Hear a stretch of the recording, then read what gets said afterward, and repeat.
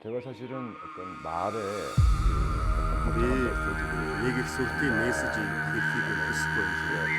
Гэхдээ өнөөдрийг хүртэл морь морьтой ойлгож ирэхдээ мэдэрсэн зүйлээ хаалцах гэж байна.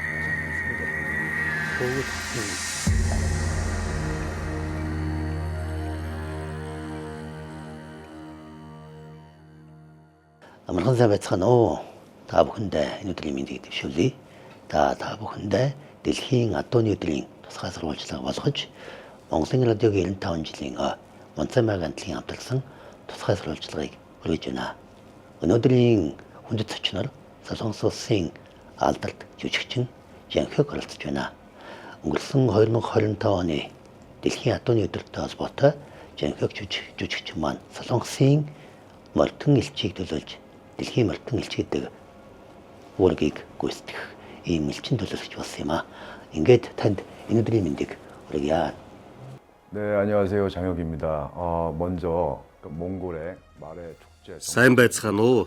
Намайг Жан Хёг гэдэг. 저를 초청해 주셔서 Юуны өмнө Монголд дэлхийн адууны өдрийг тэмдэглэж байгаад чин сэтгэлийн баяр хүргэе. 말의 어떤 Мөн намайг өрсөнд үнэхээр их баярлалаа. 으로서 이런 Моринд хайртай хүний хувьд ийм утга учиртай ярилцлагад орж байгаадаа маш их талархаж байна. Дэлхийн адууны өдөр ер нь таны хувьд одоо ямар чухал санагдаж байгаа вэ?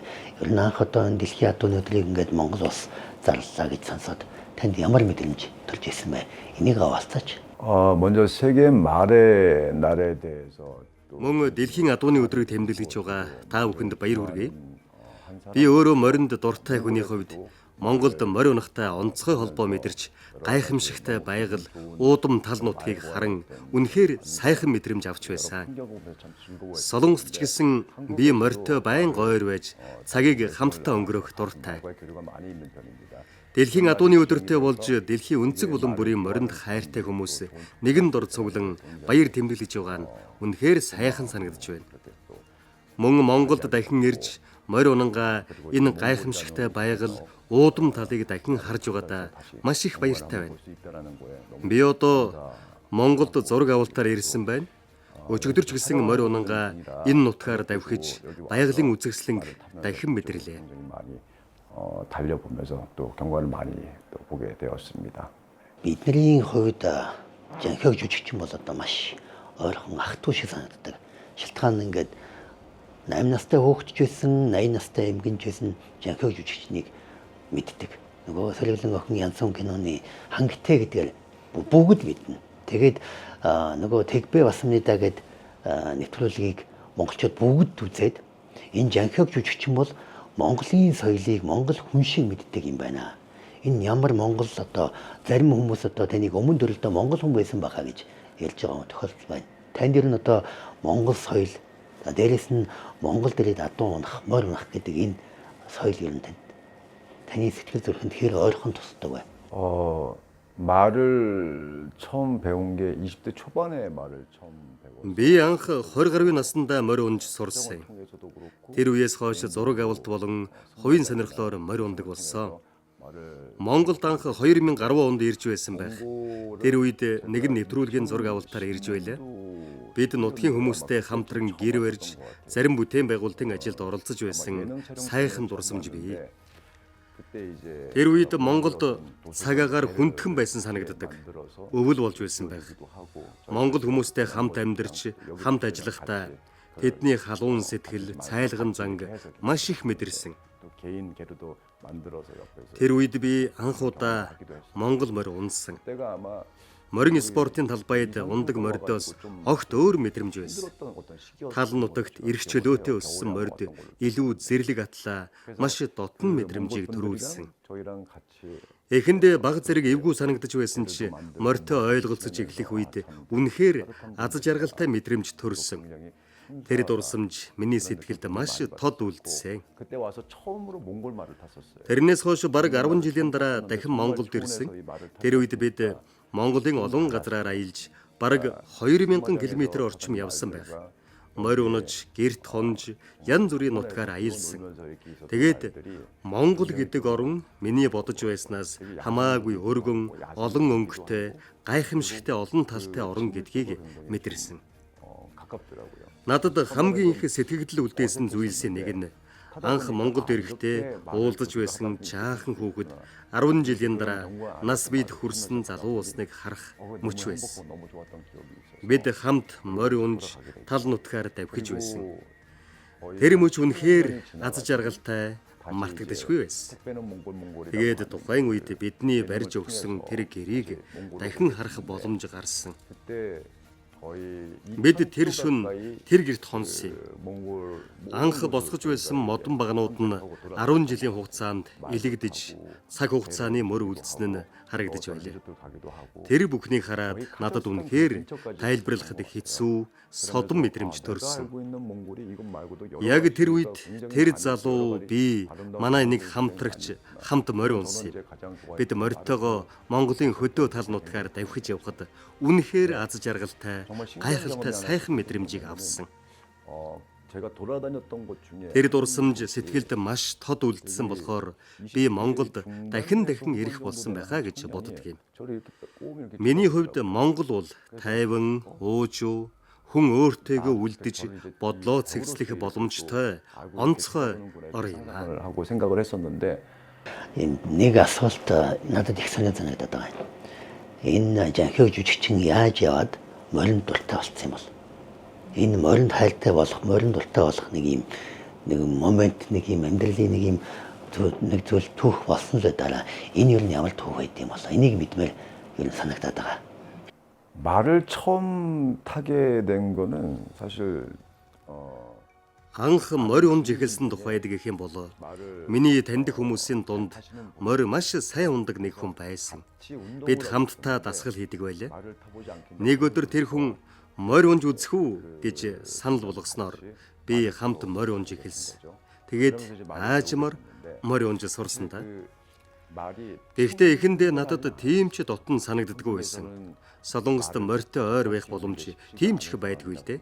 Заавал морин спортын төв зэрэг тусгай газар очих хэрэгтэй болдог юм. Анх морь унахдаа би маш болгоомжтой ханддаг байсан. Эхэндээ бүр жолооноос нь ч барьж чадлагүй ундаг байлаа шүү дээ. Гэхдээ ингэж аажмаар сурсаар ямар ч морь унсан тэдэнтэй ойлголцох мэдрэмж өөр болж эхэлсэн. Нэг удаа гинти явдал болсон юм. Морь гинт цочоод хурдалж эхэлсэн. Тэр үед би анх удаа тийм хурдыг мэдэрч байлаа. Би даруй жолоогоо татаж морийг тогтоож чадсан. Тэр явдлын дараагаас эхлээд илүү сайн унж сурсан гэж боддог юм. Түүнээс хойш янз бүрийн газраар явж өөр олон морь унж үзэх тусам морьтой улам дотн болж эхэлсэн. Заримдаа мориноос унж бэртэгч үе байсан. Гэхдээ тэр бүхнийг мэдрэх явцдаа морь гэдэг зүгээр нэг унаа биш. Харин сэтгэл мэдрэмжтэй амтан гэдгийг ойлгосон доо. Морь баярлах үе чи би, тавгүй байх үе чи би. Заримдаа ойртож дотнсон, заримдаа өөр байдаг. Тэр бүхнийг хамтдаа мэдэрч эхлэхээр морьтой үнэхээр ойлголцож эхэлдэг юм байна гэдгийг ойлгосон. Ингэж аажмаар илүү гүн холбоо мэдэрдэг болсон. 말과 감정 교류라는 게 있구나. Солонгосын нэг одууд ордог нэг юм телевизийн нэвтрүүлгийг үзэж хагаад тэн дээр солонгосын жүжигчид ингээд жанхиг жүжигчин хараад морь унж чаддаг гингүүд ингээд гайхаад ингээд бишгэлсэн харцаар алж ирсэн байхгүй юу. Ер нь яг морь сайн унж чаддаг солонгос жүжигчин тэгээд мундаг жүжигчин бусад хүмүүсийнхаа одоо хоорондын ялгаа танд яаж мэдрэгддэг одоо ингээд ялангуяа түүхэн кино болонгод одоо чинь та Монгол хэлсэн түүхэн кино хийж штэ. Тэнгүүд морь өөрөө сайн унж чаддаг давуу тал болж штэ. Тэг яг энэ морь унж чаддаг жүжигчин яг солонгост морь унж чаддаг хоёрын хооронд нь ямар ялгаа байдаг вэ? 그거는 사실은 배우들의 어떤 차이. Үнэн дээр энэ нь жүжигчдийн ялгаа гэхээсээ илүү ямар төрлийн бүтээлд тоглож байгаатай холбоотой байхаа гэж боддог юм. Жишээлбэл түүхэн олон ангид кино бүтээлд тоглох үед тухайн үеийн хүмүүс морьтой маш ойр амьдардаг байсан учраас морь унах нь маш чухал байдаг. Хэрвээ жүжигчин морь унахтаа эвгүй харагдвал дүрээ үнэмшилтэй гаргахад хэцүү болдог. Харин миний хувьд морь унах нь жүжиглэхэд маш их тус болсон гэж боддог юм. морь хүн хоёрч гэсэн сэтгэл хөдлөлөөрөө харилцдаг шүү дээ. Жүжигч мөн адил хүмүүсийн хоорондын мэдрэмж, үйлдэл, хариу үйлдэлээс бүрддэг. Тийм болохоор морьтой ойлголцож сурсан нь жүжиглэхдээ илүү нарийн мэдрэмж гаргахад тус болсон юм шиг санагддаг. монголчууд бидний хувьд нэг ойлголт байдаг юм. Морь бол унахаас гадна найз, амьдралын найз. Тэгэхээр одоо юу гэдэг юм, надтай хамт ингээд би адууны амиа авалдаг юм ажил хийдэг. Тэгэхэд надтай хамт ингээд миний амийг авалсан 150 гаруй адуу байдаг ч гэсэн нэг морь нь надтай ингээд юм үгээр ойлголцдоггүй ч гэсэн тусгай юм одоо нүдэн дүл үзэгдэх тийм холбоос үүссэн. Би тэр морийг мэдэрч чаддаг.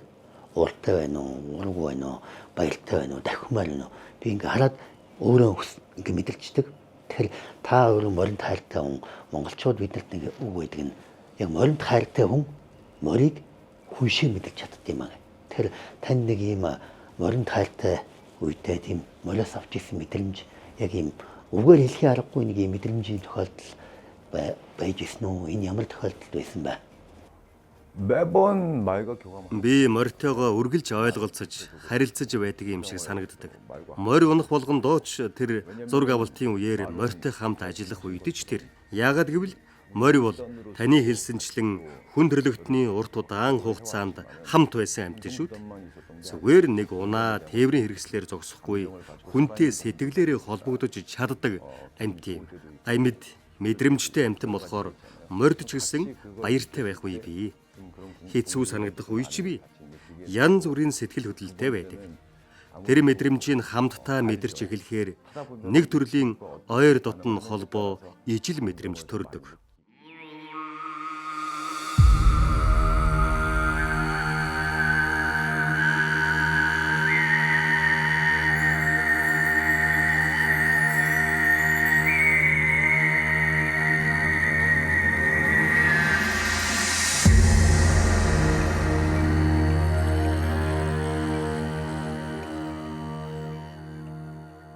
Та өөрийнхөө амьдралд уулзж байсан, унж байсан гэж олон морь байж байгаа.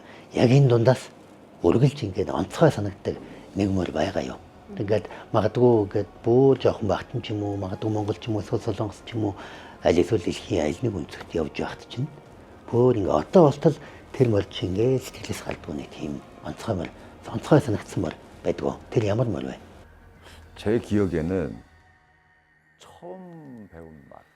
Миний санаанд хамгийн тод үлдсэн морь гэвэл анх унж сурсан морь минь. 없는 시절에 처음 배웠던 그 말이 기억은 안 나지만 그 Яг ямар морь байсныг сайн сандаггүй ч тэр үеийн мэдрэмж одоо хүртэл байдаг. 처음으로 Мөн анх намайг унгаж байсан морьч санаанд тод үлдсэн. 남아 있는 것 같아요. Тэр үед их айж байсан ч дахин даван туулж эргээд морь унж эхэлсэн.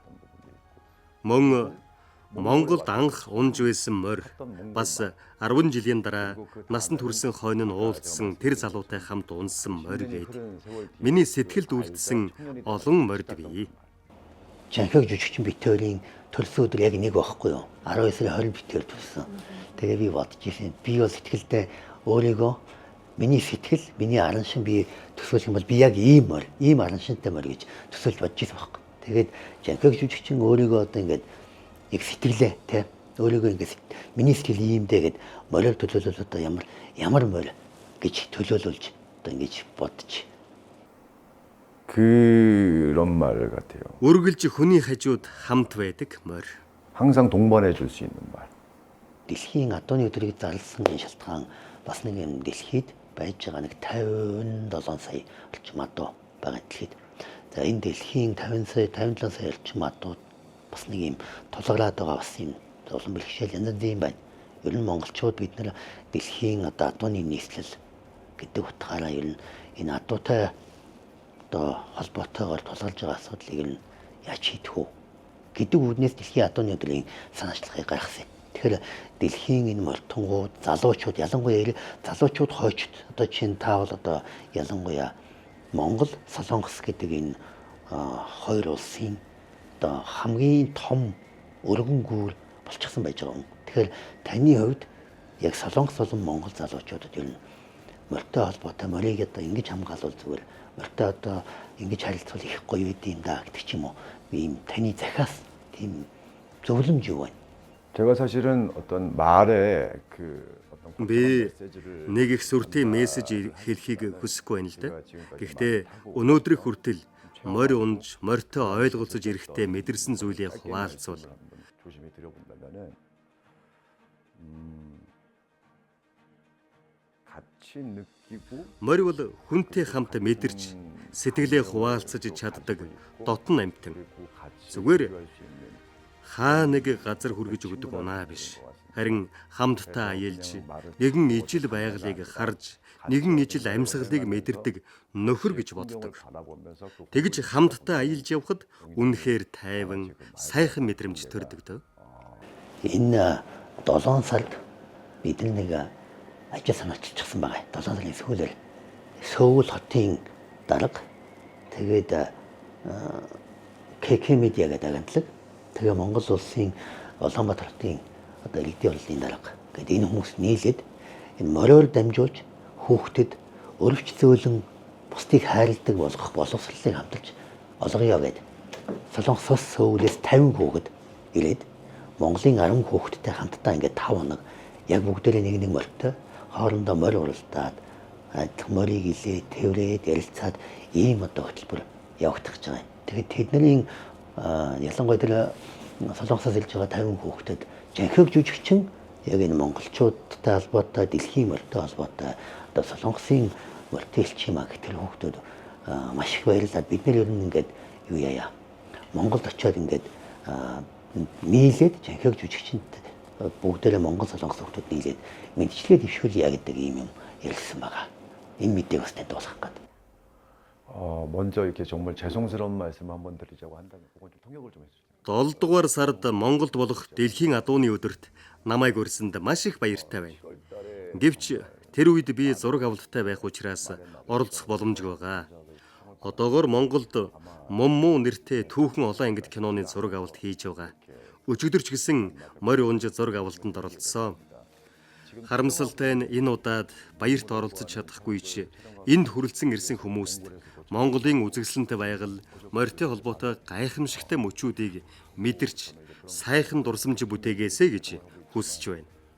Мөн ирээдүйд уран бүтээлийн ажил маань дууссаны дараа дахин Монголд ирж өнөөдрийн шиг сайхан цагийг өнгөрөөхийг хүсэж байна.